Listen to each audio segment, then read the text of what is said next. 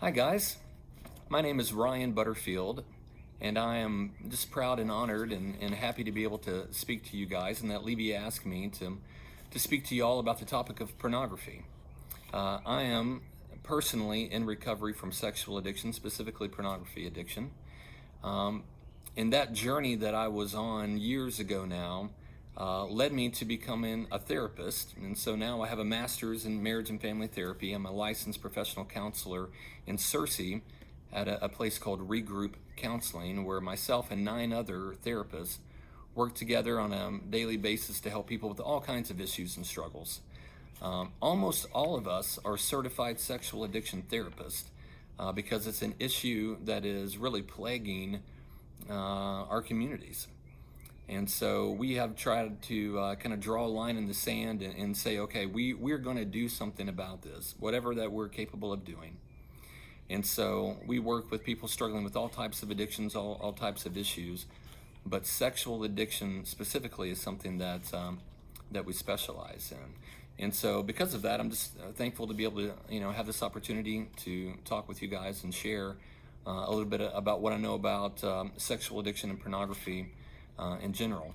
I'm actually recording this at my parents' house. I've got 4 kids, and they have some friends over, and I figured their parents probably wouldn't want me to educate them on all this, at least without them knowing. Or, come to think of it, maybe they would have preferred for me just to go ahead and tell them everything so they didn't have to deal with it. But anyway, I'm at my parents' house, but my parents are out of earshot so that I won't embarrass my mom or anything too terrible like that. But anyway, I just want to once again say that I'm very thankful that Levy is willing to tackle such a topic. This can't be just a one conversation thing. Nothing really ever changes or gets solved in 20, 30 minutes. I mean, that's not how this is going to work. But I'm hoping it continues to open the door to the conversation, and that more plans are made and that more people are helped as a result of Levy's continued desire to help people struggling with all kinds of addiction, but specifically with sexual addiction and sexual issues. Like I said, I've got 4 kids, ages 16 to 8, 3 boys, 1 girl. There's nothing that I'm going to say in this that my kids don't already know. So I'm not going to go into any type of specific details that are going to be overwhelming or that I think would be age inappropriate for most kids. For years and years, we know that the average age of initial exposure to pornography was age 12. So right there, right around the time that puberty would hit, when kids were curious and they would kind of seek it out, or they would, have friends that would show it to each other, whatever. That was kind of how it was for a long period of time until the internet. And now because of the internet, the age of exposure is dropping. And there's all kinds of stats out there about that number now. None of them are real reliable. They're kind of all over the place. But in my opinion, age 8 is probably average now. And it's not intentional exposures, but so many of our kids are computer literate and tech savvy and have phones or computers or Kindles or iPads, whatever it may be, that have internet access. And a lot of times they're so young we don't think about protecting them yet. And one misspelled word, one link, one click, and they're exposed to something that they had no intention of dealing with or finding out about at that point. So with that in mind, it's my hope that we all, but Levy, kind of spearheading this, will continue to have conversations with families, with younger kids, and that this will be an ongoing conversation that lasts a lifetime, not just a one-time, let's talk about the birds and the bees and mention pornography and don't ever do it, and then that's it. Like that's not going to get it done. Let's be clear about that. And so if we really want things to be different, if we really want our country that's been in turmoil for a long time, but over this past year, the race riots, the coronavirus, all these things that are happening, anxiety is skyrocketing, depression is skyrocketing, there were issues and there are hurts and there are wounds. And I don't believe that pornography is just an outlier. I think it is an intricate part of what really is happening underneath. Either that is maybe even kind of causing some of these issues that we're having because of our objectification of other people, because of our devaluing of other people, that is there because of the lessons and the messages that we're taught through pornography, or at the very least, the difficulty that people are going through, they're numbing themselves and trying to escape the pain and the difficulty through pornography. Now, why would I say that? So, pornography's been around a while. This is not a new concept, it's not a new topic, right? It's been around a while. We've known it's been an issue for a while. I've been a certified sexual addiction therapist for 10, 12 years now, something like that. So this is not new. Levy's had other conversations about this. You already have Life Recovery Meeting there. You know about Celebrate Recovery. You know these things already, all right?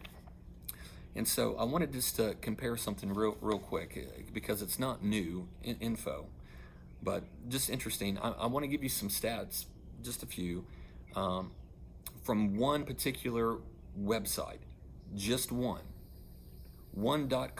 website, okay? Which there are hundreds of thousands of pornographic websites. This is one, okay? And every year this website compiles their data and shares it from all over the world. What countries were involved looking up stuff, what time of day, what did they search? I mean, anything that you can imagine, they put that data together and publish it every year, okay? And so in 2015, to this one website, 2015, 4 years ago, we have 2019 stats, okay? And that's the latest. We don't have 2020 yet, right? And so 2015, 21.2 billion visits to this one website, 21.2 billion visits.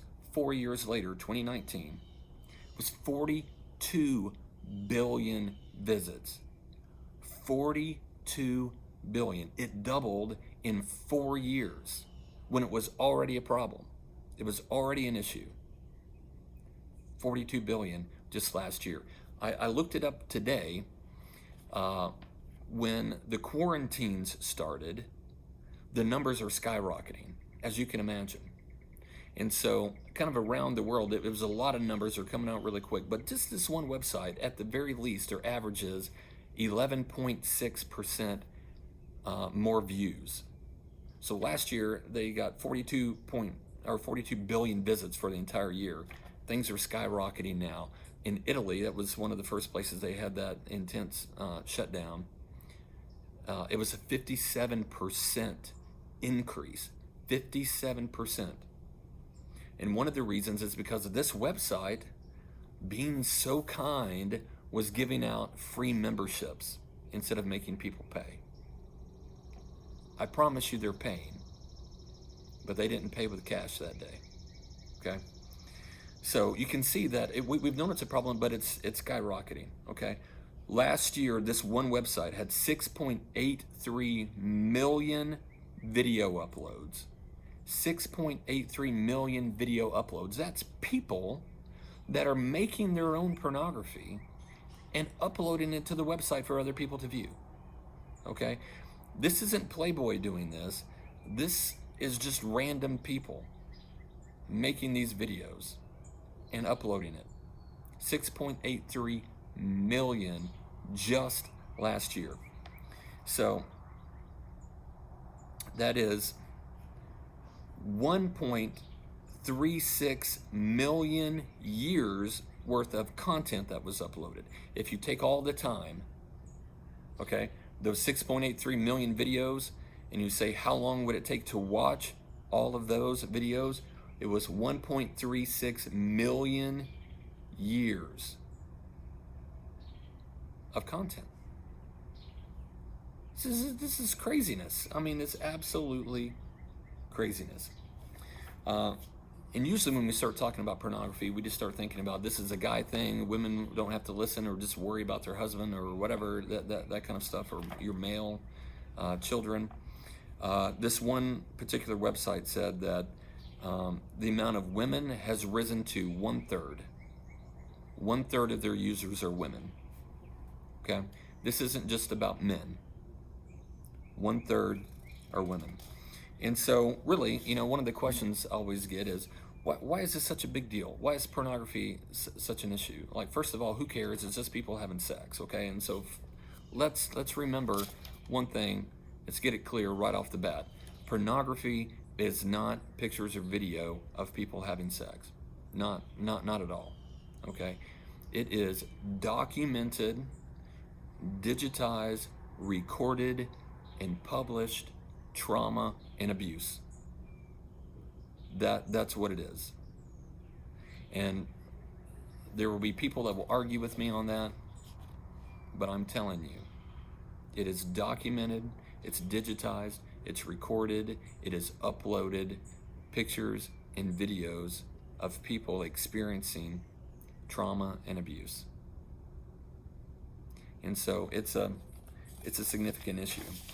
But why is it really such a, what does it grab a hold of you? Why does it catch you so quickly? First of all, it's because it's addiction. If you think it's just about sex, this is inaccurate. If you think it's just about pleasure,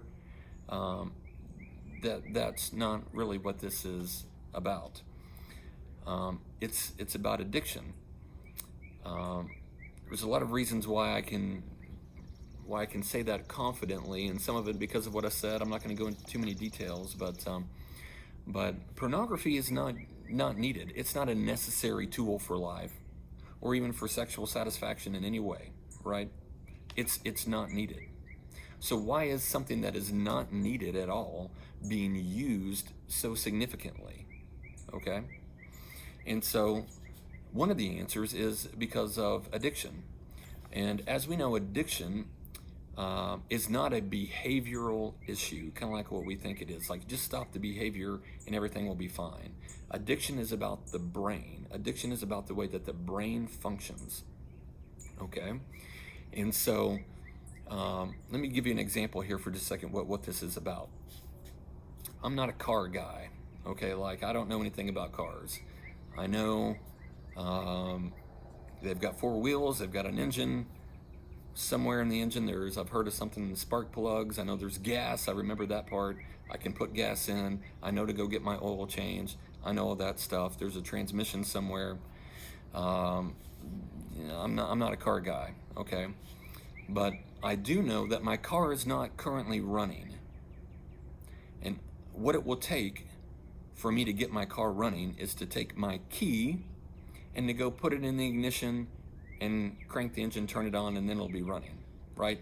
And so everything that my car needs to run and to do what it's supposed to do is currently available and ready. It's ready to go. But unless I put that key in there, it's not doing anything. It takes the key. I can't just yell at it and start it up.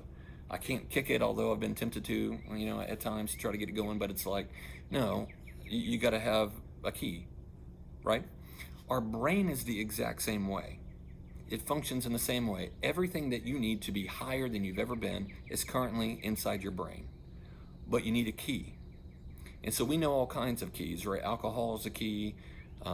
Drugs of abuse are keys. These kinds of things. We know food can be a key. Things that release what is called dopamine, this neurochemical in our brain that's associated with pleasure. Okay? And so what we now know is that some keys manipulate the way that your brain functions to release more dopamine than it typically would in ordinary situations, so that you're feeling a greater rush of dopamine, a greater rush of pleasure, and we call that being high. Okay? Over the course of time, our brain tries to adjust because it's not meant for that. Kind of like even when lights are on brighter, our pupils constrict, and when the lights are low, they dilate to let more light in. Our body is constantly changing to protect itself, to take care of itself. Temperature goes up when we have a fever, comes down when we don't. It's constantly regulating. It's the same with this experience of dopamine. And so when we have constantly poured in to that pleasure center dopamine that more than it's supposed to be there, typically our brain starts to adjust, which is what we call tolerance. So then we have to use more of something in order to get the same type of pleasurable experience that we had before. That's why it used to take one beer to get somebody drunk. Now it takes a full case, one joint. Now it takes two. Those kinds of things. And it's the exact same thing with pornography as well. It's about addiction. And so as people are becoming more immune, so to speak, as their tolerance adjusts, they need more pornography.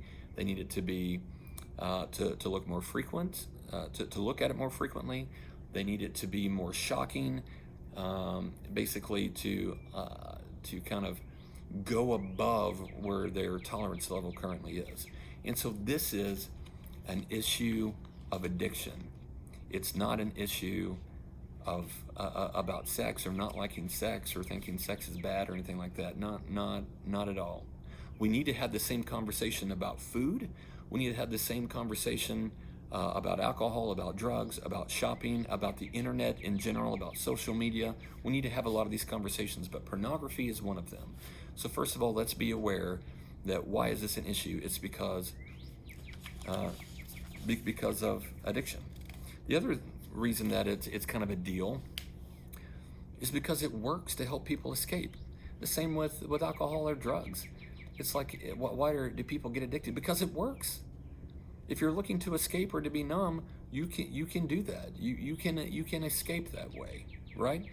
It's certainly not helpful in the long run by any stretch. It's extremely hurtful, but it does what it promises in the moment, and then it comes back to betray you big time in the end. It says, I'll take away your shame, I'll take away your loneliness, I'll take away your boredom. And it does it for a brief moment, and then it piles it all back up on top of you with more than you started with. But it's an attempt to escape. And so if you go back to, there may be many of you that have seen the Harry Potter series, read the books, watched the movies or whatever, but there's just a concept in there I want to talk about. In one of the earlier books, Harry goes in front of this mirror that's called the Mirror of Erised. That's desire backwards. And Dumbledore tells him about this mirror, and what shows up in the mirror are the things that you long for the most, what your heart really desires, okay? And Dumbledore tells him, he warns him, he says that men have wasted away before it, not knowing if what they have seen is real or even possible. That to me is pornography. It is a fantasy world where people go to try to feel differently about themselves. It is a selfish experience. They're not going to see somebody else. That is not why they are going there. They are going there to feel differently about themselves, and they are using an outside source to manipulate the way their brain is functioning to feel differently about themselves. They're using the fantasy to do it, right? So there was a guy named Jimmy Jelenic, and he was the chief content officer at Playboy for a long time, several years ago now. And there was an article where they were asking him, what does he tell his kids about pornography? And he says, make sure you teach your kids that anything that comes through a screen isn't real. And he went on to describe it, but I've got a little bit different way of thinking about it. Basically what he was saying, though, is this. He didn't have a problem with pornography, by the way. He was the content editor for Playboy, so this is somebody that thinks it's no big deal. But he was saying it's destructive and hurting people because people think it's real. And so kind of the idea was, if you dress up as Luke Skywalker for Halloween, you would think, okay, whatever, no big deal, right? If you live your life like you are Luke Skywalker, that is a big deal. There's an issue there. And pornography is changing people, changing our beliefs, changing our attitudes, not just about sex, but about each other. So that we are living in a world where we're kind of acting like we're Luke Skywalker. We're living in a fantasy world, and we're bringing it everywhere that we go. And we're unaware that we're pretending to be Luke Skywalker. It's just become the norm, and everybody is doing it, a lot of people. And so it seems normal. But it's really not. But one of the questions that I would ask as you try to figure out what's going on with me, why does pornography have such a pull? This is the question that I always ask is, in the middle of viewing pornography, what do you long to hear about you from the person that you're viewing? If they could turn to you and they could speak directly to you and tell you exactly what you long to hear, what would it be? What would you hear? That's the pull. That's why you're going. And it's a little bit like a really contorted version of Jesus after he was baptized, and the Spirit like a dove comes down, and you get, "This is my Son in whom I'm well pleased." Like, that is some validation right there, right? I mean, that is validation. But people aren't going to God.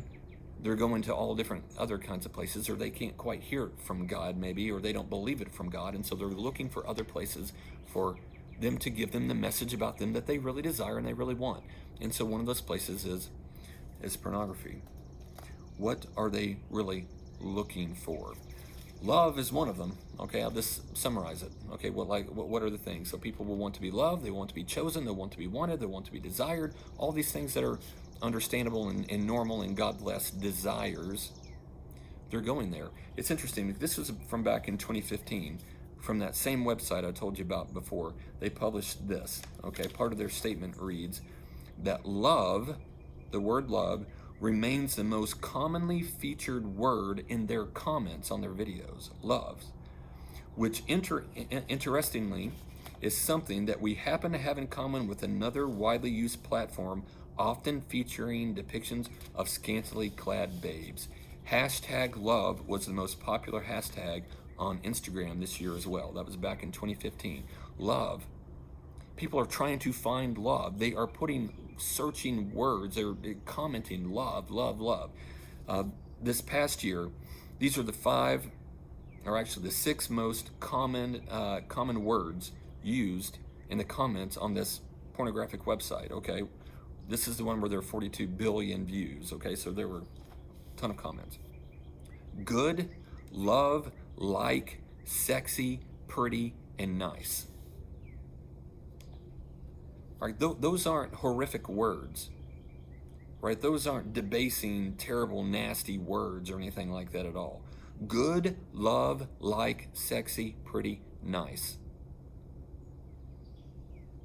There was a guy named G.K. Chesterton, right around 1900, that said that every man that knocks on the door of the brothel is in search of the heart of God. Okay, this isn't about sex. It's about trying to find what we are longing for, this true connection, this true relationship, and not having it and not knowing how to get it, coming up with some type of surrogate substitute, and then becoming addicted in the process. And it's killing us. It's killing our families. It's killing our teens. It's killing men and women both. It's killing us.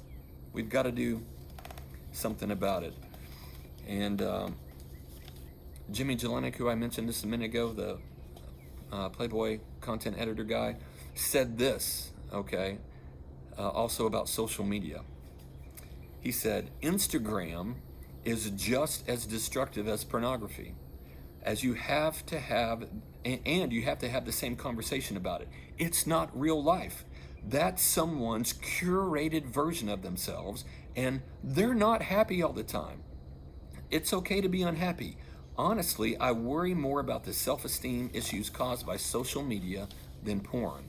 An Instagram feed where someone is smiling every day is insidious. We're living in a fake place. It's fake. This is not real. And it's splitting us in two. It's splitting us in two. So we have the facade, and then we retreat back into numb. And it's killing us. And pornography is one of the places at the top of the list. Social media is feeding right into that. Okay, we just have to have conversations. We have to stay connected with each other. Okay, and so I'm not saying delete every social media app and never get back on again, but I'm saying you better be aware. It'll be helpful to be aware of the impact that it's having on you, because it's impacting people in ways they have no concept of. And so the big question here is, if I'm struggling with pornography, then what do I do with this, right? I mean, that's kind of what we'd want to know. And so the very first question is, do you want to get well? It's got to be a yes or a no. And if the answer is yes, then you will do whatever it takes. You will do whatever it takes, right? It's like most people are pretty modest, generally speaking. And then if you are in a significant, car wreck, or you're sick or whatever, and you go to the emergency room and they're cutting your clothes off, you don't care. Whatever it takes, I'm hurting, I'm in pain, I feel like I'm dying here, take care of me. It does not matter. Modesty is out the window. And it's got to be the same thing here. Do you want to get well? If the answer is yes, it's time. It's time to do something about it. And so the first thing that you have to do is what is known as first order changes. Okay, just first order changes. These are the things that can help start the behavior today. Help stop the behavior today. Sorry about that. What can help stop the behavior today? For instance, you get rid of your iPhone. A lot of people aren't willing to do that. Do you want to get well? Are you using your phone? Can you put filters on it? Can you put restrictions on it? Maybe, and maybe that'll take care of it. Okay? But you have to put up the barriers that are going to prevent you from getting access to what you want when you really don't even want it in the first place. And so it's not about what do you have to do most of the time. Like most of the time, maybe people can say no, whatever. You have to have the restrictions in place for the times that you aren't going to say no. Those are first order changes. You can Google that on the internet, right? That can be a helpful use of the internet. Even Google first order changes or ways to stop or to work through pornography addiction. There's going to be places, helpful websites, all that will help walk you through some of that stuff. I'm not going to spend a lot of time on that. But really the other part are second order changes. Okay, the second order changes are the deeper heart issues, right? And it's like that pull that I was telling you about before from the Mirror of Erised, like what do you want to hear? If it is that I want to be loved, and I want to be wanted, and I want to be desired, and these are the things that are inside of me, or I want to be in control, whatever it is, those things that you're missing in real life are what are pulling you into this place where you're trying to pretend like you're getting it through pornography. You have to know what those things are, and you have to do something about it to help fill those holes in your heart. That's the simplest way to put it. So that the reality is, you already feel loved, you already feel wanted, you already feel desired. Like, I don't fantasize about being a therapist because I'm a therapist. I fantasize about playing for the Dallas Cowboys or the Razorbacks, or maybe a team that would win someday. That would be great. I fantasize about winning a football game someday. That would be awesome, right? That's a fantasy. We don't fantasize about what we already have. And so the thing that's pulling you into pornography, the emotional connection that's there, that's where you have to go and do the second order change. You have to do the work there to know what you're needing and what will be the way to really fulfill, to have your life fulfilled, and to be content and to be connected in real life. So therapy is a great place to do that. We offer that in Searcy. I'll just tell you this, we're hoping to have a place in Little Rock opened up by the end of the year, but there are other places in Little Rock. But if you're struggling with this, look for somebody that's a certified sexual addiction therapist, okay? If you're having problems like cardiovascular problems with your heart, you don't go to the dentist, you go to the dentist for your teeth, right? It's like, you need to know what's going on, and you go to somebody that has the training and the expertise to specifically help you with what you're needing. You're worth that. You're worth taking care of. Let's do this the right way. And so we would love to be of help at Regroup. Levy's a great place to be doing this. To me, it seems like such a non-judgmental place. Ask for help. Ask for help. Like I mentioned before, there are life recovery meetings that are already started, and hopefully that are fully back on. But you can talk with Andrew Norwood or Mike Howell about those. They can help give you some information. But whatever you do, don't hear this and let it just be one more time that you thought, I need the help, but I'm not ready. Make this the time. Make this the time. I'm so appreciative for you listening, and I hope to be of help if I'm needed. Thank you.